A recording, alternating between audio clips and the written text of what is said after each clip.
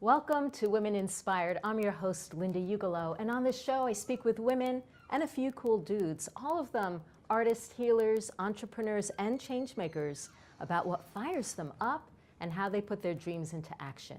And today I'm really excited to have a social media, PR, and marketing expert who also is the founder of Innovation Women, a speaking bureau. Welcome, Bobbie Carlton. Thank you so much. You got everything in there. I tried. Did I miss anything? I did miss a few things because Mom and Mass Innovation. Yeah, Mass Innovation Night. So you've been in your field for a long time and have grown many branches.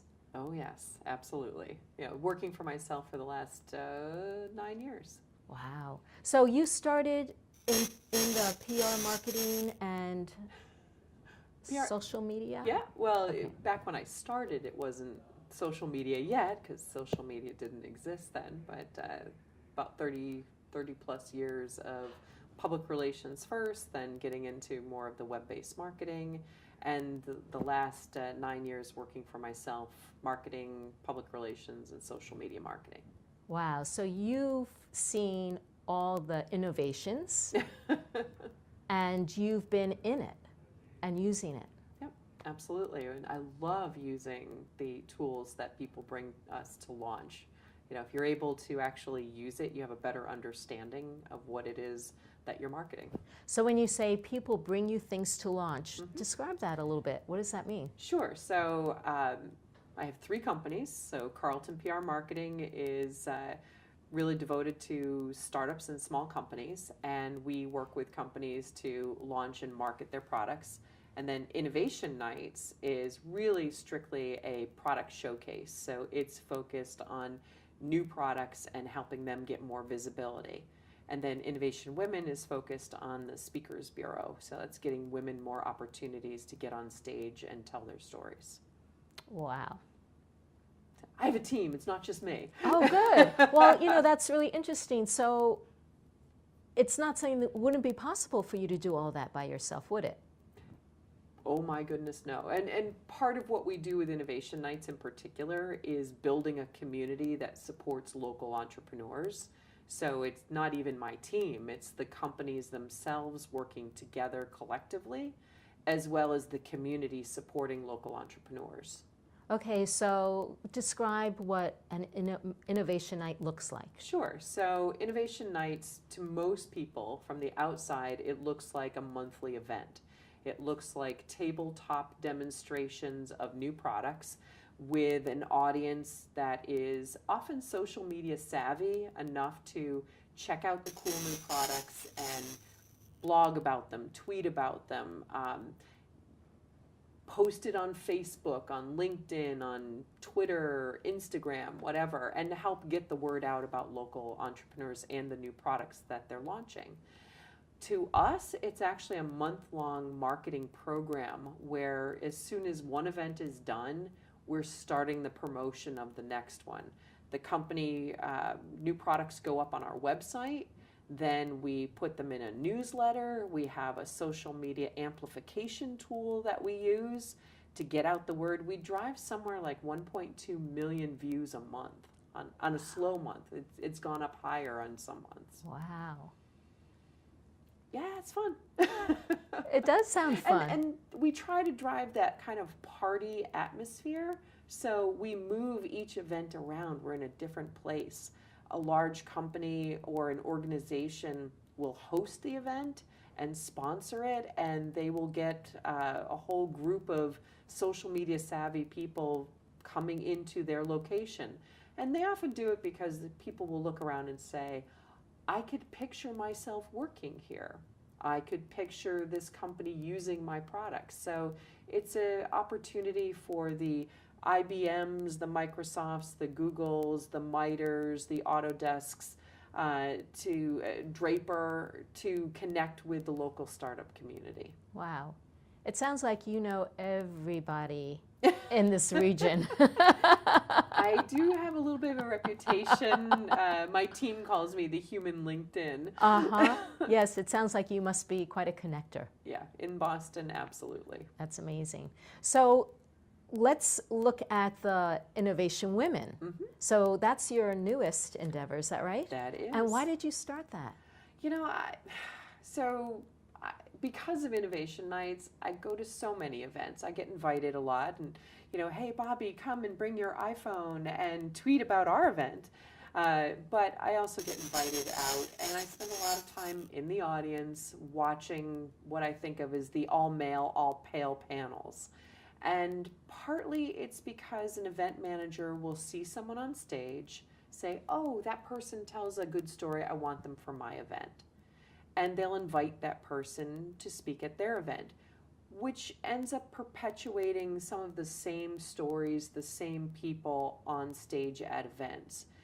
And frankly, a lot of them are older white men because they've been out, they've been telling their story, people know them. And from my point of view, I'm all about the visibility, all about getting people who might not have those same networks and that same opportunity to get on stage. I want them out there. I want them to be able to tell their story. It's the marketing person in me. So after a lot of all-male, all-pale panels, I started connecting with some of the event managers and saying, hey, let's get a little more diversity on stage. And so Innovation Women was born. Mm-hmm. And so what is your aim? Like what does Innovation provide? Sure. So Innovation Women is a database. It's online. It's self-service.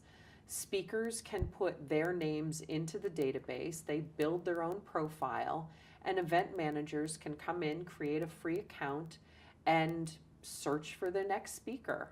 They can put in a topic, they can put in a location, a title, an industry, and find speakers who are available to speak to their events. Mm-hmm. And how well is it used? I'm sorry? How much is it being used? Well, last month we did something like 167 matches. Wow. So event managers will come in, and sometimes they'll do a whole group of speakers for one big event. We did a challenge for the Maine Startup and Create Week, which is coming up in June, and we said, you put together an entirely gender-balanced event, and we will provide each of your speakers with a free account on our site.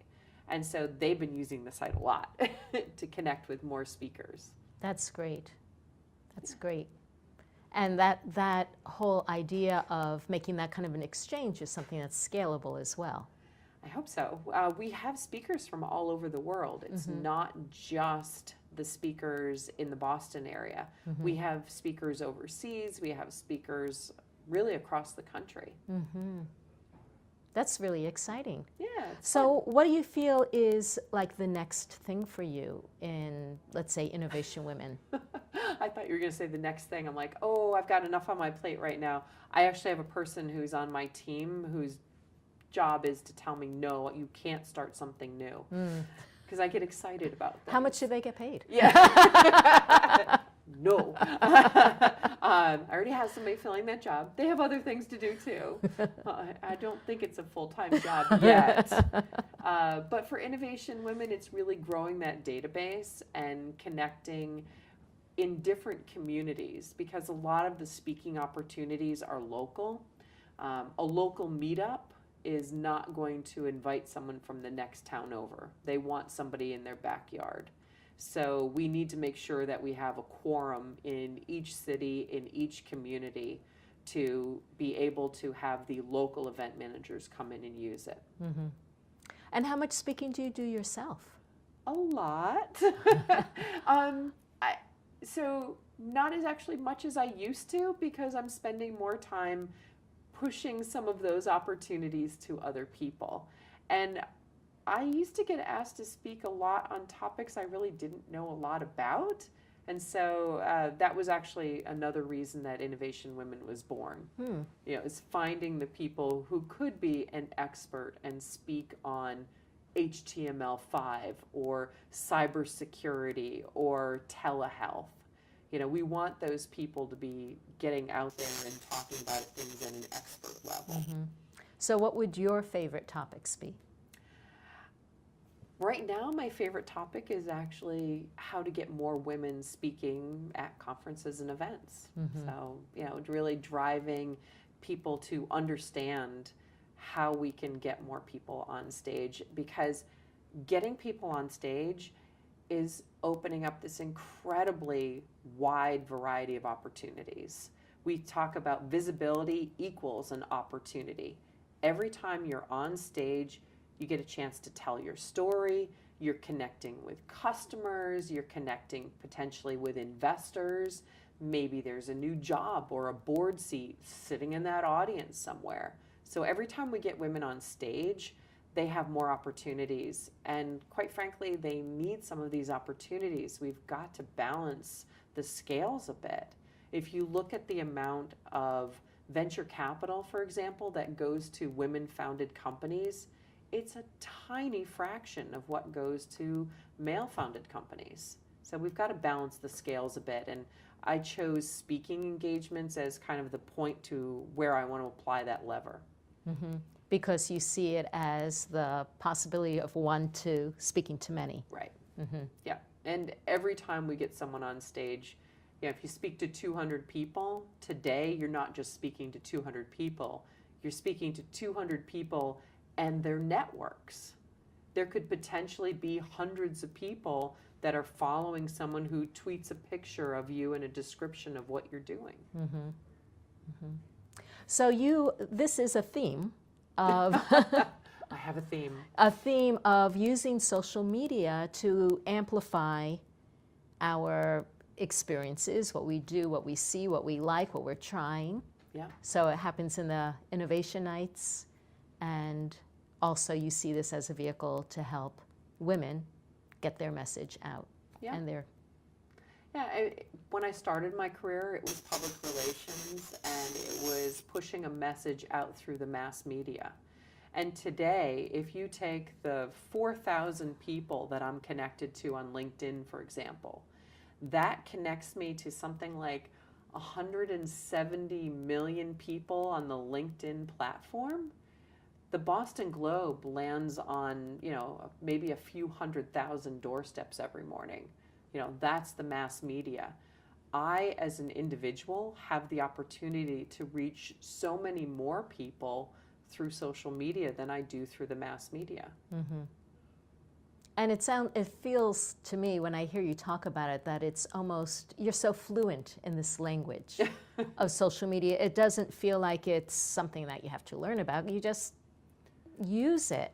But it probably was a long process, wasn't it? Yeah, I was working with a startup that was targeting preteen girls with a website, a line of gifts and accessories, and a book series back when social media was just starting to come up. And, you know, I have to admit, you know, a lot of people who were using it at the time were college students and younger people. So to me, it was the digital natives who grew up with social media were going to be the ones who were most fluent in it. You know, I don't know about you, but my kids use technology and computers like they breathe. And you do have to learn about it as an adult. You know, we work with clients all the time whose other option in terms of social media marketing services is, oh, I have a nephew who goes to college and loves Facebook, and he'll do my social media. Okay, that's great. Does your nephew also know marketing practices and, you know, how to write clearly to sell products to people? If they do, wonderful, much cheaper than us. You probably just have to feed them pizzas at that age. But we learn constantly in social media, and it's constantly evolving. Yeah. The platforms change, the capabilities change. All of these social networks are constantly adding new features or changing how their interfaces work, so you have to be constantly using it to keep up. It sounds like it's a happy place for you. It is. It's always learning something new. And one of the reasons I got involved, I think, in high tech and marketing and originally was wanting to be right where the action is, wanting to always see the new stuff. You know, what's going on over there? I'm always curious about what's coming up. And so you've kind of created that as your work. Yep, I did indeed. That's really cool. So with growing any business, and here you have 3. They're all related. They're all related, but there's still, you know, each one is a project, big project that you have other people helping you with. What are some of the, there must be challenges that come up. And one of the things I like to share with audiences are, you know, that it's not just, you know, a straight ride up the graph, but that there so nice, are, it would be so nice, but it isn't. And yet we survive and we go on. And I'm wondering if there's something you can share with us about, you know, something that didn't go as planned and that you were able to survive and move on from. Yeah, I think some of the biggest challenges for any business owner are hiring the right people, connecting with the right people, and finding the right team around you. You know, going back to the startup that I was working with before I ran my own business, you know, we ran out of money in 2008, and a lot of companies ran out of money at that time.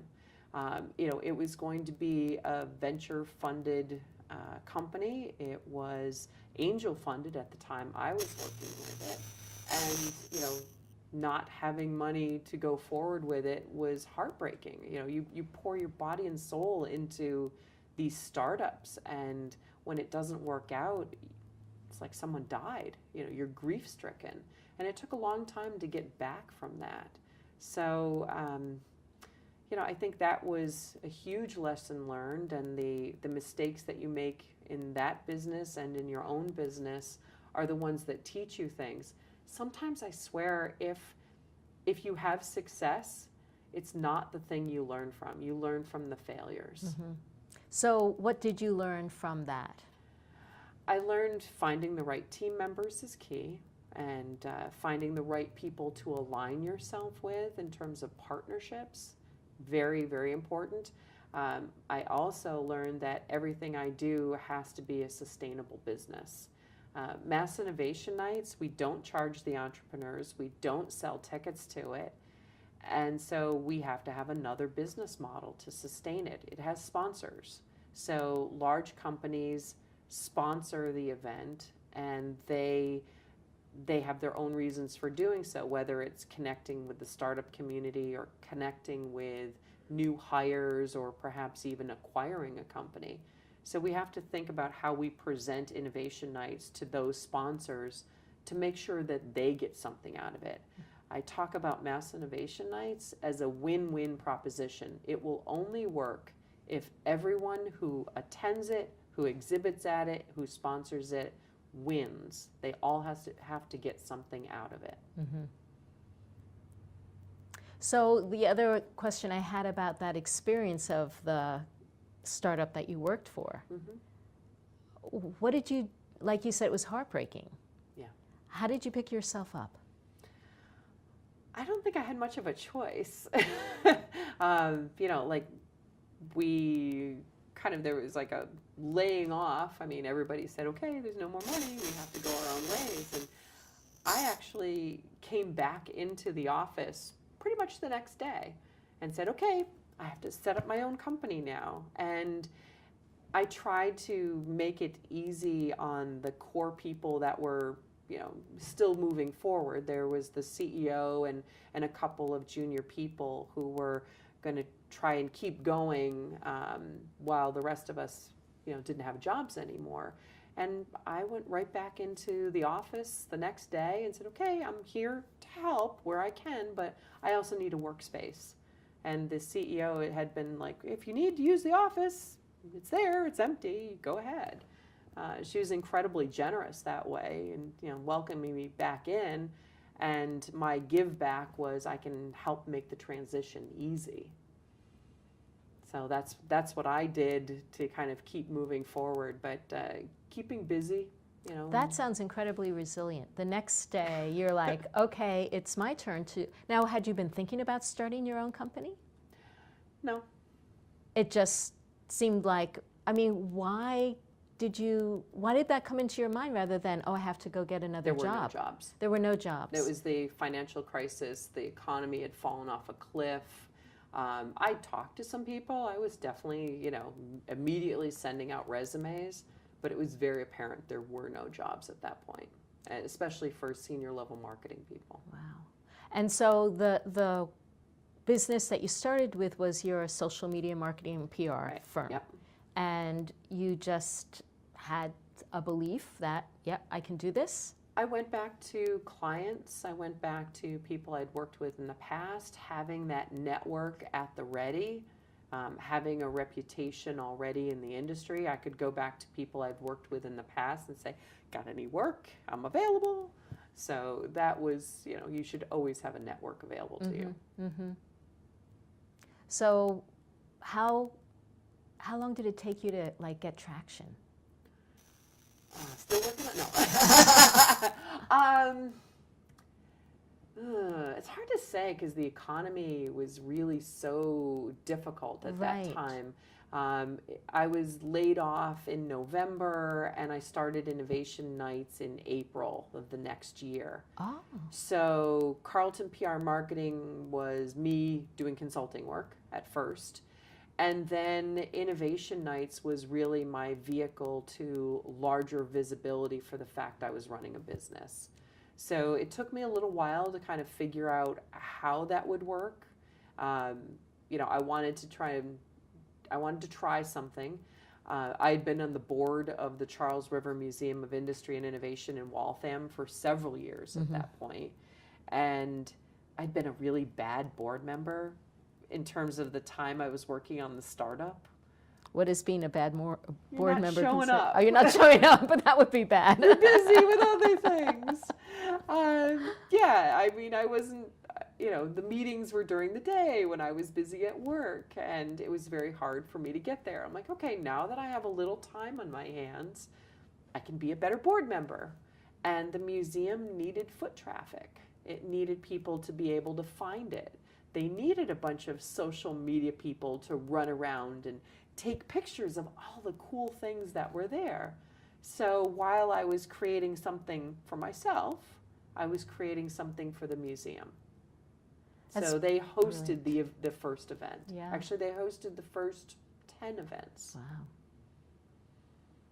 So it's almost as if, like, by giving, as you say, by having someone else win, you're also getting something for yourself. And it really was setting up the model of the location being a benefiter as well. Mm-hmm. So it received foot traffic, it received social media visibility, and it received really a new community of people that were looking around going, this is a cool place, I've never been here before. And when we move around, and as we've been moving around each time, our next event is number 99. Whoa, that's so exciting. Yep, number 100 is coming up in July. Wow. And now every event is in a different location. We return to some locations, you know, once a year, but pretty much every event is at a new location. And people who come to Mass Innovation Nights regularly move with us. You know, they might not come to everyone, maybe not every event is convenient for them, but they will be discovering their own community. That's really exciting. If you were going to give advice to somebody who was starting in that field of social media or marketing, or what would you tell them? Send me your resume? No. Oh. I think it's listening and watching before you start speaking. I think a lot of people jump in and just start creating content before they've really figured out what they want to do and what they should be doing. What is your primary message? What is your primary goal? Figure that out before you start. And how do people go around listening? Like, are they listening to forums online? Are they reading blogs? Oh, so much information, so little time. Okay. You know, You can Google any topic and learn almost anything short of brain surgery through everything from YouTube and all the different social media platforms that are out there. You can learn how to do so much online. So learn, put into practice, do it. Mm-hmm. Well, this is the time Oh boy. where I pull out my special box with wild cards. So I'd love for you to pick one and riff on it. Riff on it. Yeah. All right. Oh, so you warned me this one would be in there. You totally warned me this one would be in there. And of course, that's the one that is right on top. All right. So you want to tell them what it is? No, you go ahead. Sensuality. Yes, that is. I have to take a look. New glasses time. So when I started Innovation Women, I pictured it as a way to get more women, technical women in particular, and entrepreneurs on stage. And we added in the innovative women to cover kind of a wide variety of female speakers, because not everybody is technical, not everybody is an entrepreneur. But for example, one of the best speakers in our platform talks about HR, and she talks about creating startup teams, and she's incredibly popular on the platform. So she's not technical, she's not an entrepreneur. And meanwhile, Linda's going, how are you getting to the sensuality part? Okay, so one of the event managers that we've been working with is WGBH. And they have a series called Boston Talks. And they have a one-word description for every event. It's like a happy hour that they throw at the WGBH studios. And so they have one-word descriptions of each night. And they have 4 or 5 speakers who come in and do an 8-minute talk on a topic. And all the topics are the same. So the first one was sex. And I think the event manager, when she told me the topic is just going to be, was expecting me to go, oh, well, that's not us. I'm like, I've got the perfect speaker. and she was like, okay. And it was a young entrepreneur who has a sex toy business. And the event manager is like, well, I'm going to have to like push that up through the event, through the ranks at the station. So that night they had our speaker at the end. But they had a woman who came in and spoke about Puritans and their sex life, another one who spoke about the combat zone, another one who was an exotic dancer, and at the end they had our speaker, who was amazing. She was fantastic. And so I was just so pleased. And when people ask me, well, what's the most unusual topic, you've had a success placing a speaker at, that one's probably it. That's at the top. That's great. I love that story. Bobbie, I'm so thrilled you were able to come on today. Thanks so much for sharing about your wonderful organizations and your wisdom, and I'm excited to see what happens next. Yes, and I'm excited to have people come in and choose you as a speaker. Great. I'm ready. Thanks so much for coming on our show today. Be sure to come on and check out the next episode. Oh, oh, oh. Do, da, do, da, do, da, do, da, do, da, do, da, do, da, do, da, do. Do, da, do, da, do, da, do, da, da, do, da, do, da, do, da, do. Do, da, do, da, do, da, do, da, da, do, da, do, da, do, da, do. Do, da, do, da, do, da, do, da, do, da, do.